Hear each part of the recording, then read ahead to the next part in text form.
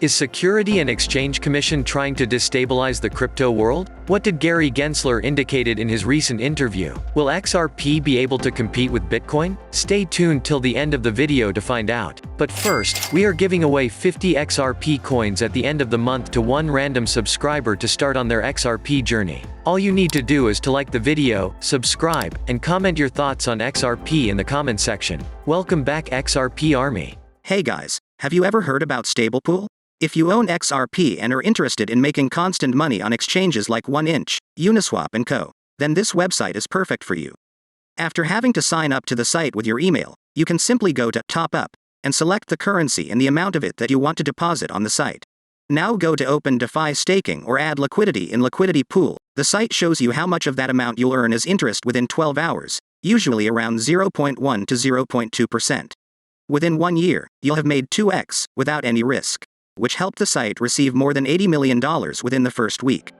Let's grow the XRP Lab community by pressing the like button and subscribing to this channel to stay updated at all times. We have a lot of news for today. But first, let's talk about this right here from Mr. Whale. Breaking news: Security and Exchange Commission to open massive probe into #Binance Exchange, investigating its ties to two fraudulent trading firms, Sigma Chain AG and Merit Peak Limited. The entire crypto world is fully in the untamed Wild West. The Security and Exchange Commission is going after anybody not even leaving the exchanges. I am not recommending to take your assets from Binance, but nonetheless, it is a serious problem that an exchange where your investment is housed is being charged by a government body. And you never know when the Security and Exchange Commission will simply order Binance to cease its trading assets, and they have the right to do so. And unfortunately for you, you will be in the thick of it, so be cautious. And it might all hinge on the outcome of the Ripple against Security and Exchange Commission lawsuit, since if the Security and Exchange Commission wins the case, they will have a court ruling to rely on if they decide to take action against any of the cryptocurrencies now trading on the market.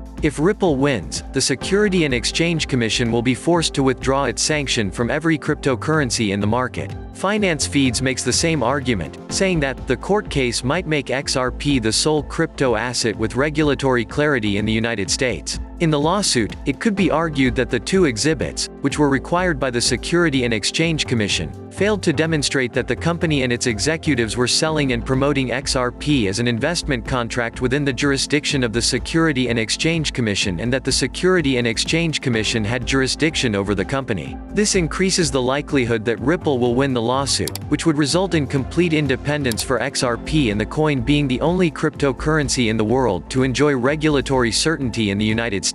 What do you think? Will Ripple win the case or not? Moving on, Gary Gensler has almost reached the point of no return with all of his non-answers, and he is beginning to irritate a large number of people. He appeared on Fox Business when he spoke on the regulation of cryptocurrency, and you can see the segment here. As part of their discussion, they brought up Ethereum offering, which I have shown in prior videos to be nothing more than the Ethereum developers' attempt to conceal Whale's presence in the cryptocurrency market. He is just providing dubious responses to all of the questions raised throughout the interview. Moreover, Gary Gensler is a horrible man, as I have already said. He is a horrible man, and this is why I say this. So he oversees the Securities and Exchange Commission of the United States, a nation that aspires to be a leader in innovation, and this person is purposely withholding information that would clear up the whole misunderstanding around cryptocurrency legality. There are a great number of individuals that are puzzled by this issue. Gary Gensler, despite the fact that he is well aware that the whole industry is on pins and needles, continues to fail to resolve the situation. As a result, the whole industry is tarnished. This is how you can tell Gary Gensler is a nasty man, and this is why everyone is so furious with him.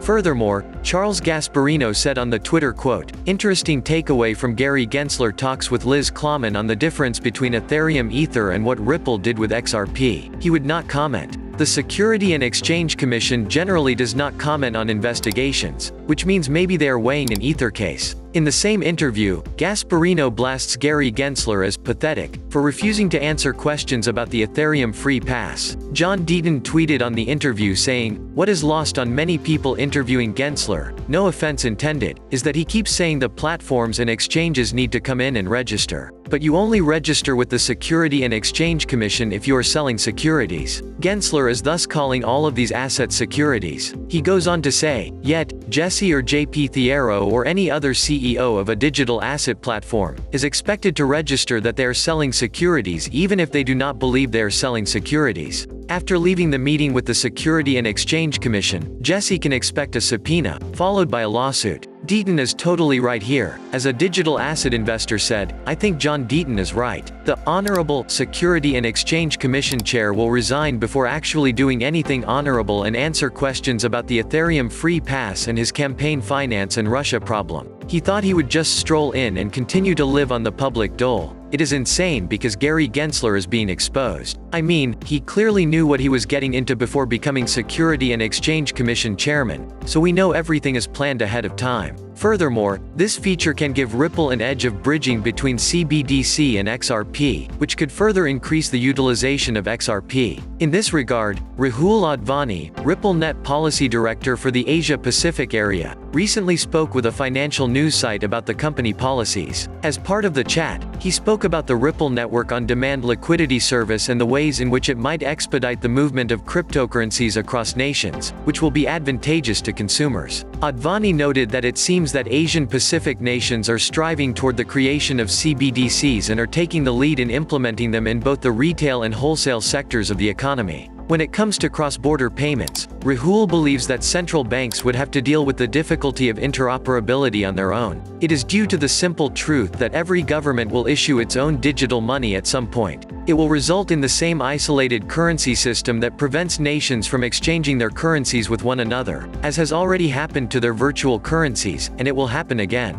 Consequently, it is clear that interoperability is a problem, and Ripple Network can assist in finding a solution by enabling cross-border transactions. In fact, the network may utilize its XRP to serve as a neutral bridge in this situation. In addition to being open source, decentralized, and publicly available, XRP has the potential to play a role in the future. Ripple believes that XRP is in high demand for liquidity and that it has the potential to serve as a neutral bridge between other currencies. Additionally, digital currencies issued by central banks of nations that may serve as a bridge between them are also acceptable. Finally, we have a tweet from XRP Captain, who says, owning 100 XRP is equivalent to holding 100 Bitcoins. This is very probably going to be the case in the near future, and there is a chance that XRP could outperform Bitcoin and perhaps overtake it. It will only be feasible if Ripple projects, such as CBDC, come to fruition for XRP and XRP gains widespread acceptability for cross-border transactions throughout the globe. Do not forget that in order for XRP to reach the level of Bitcoin,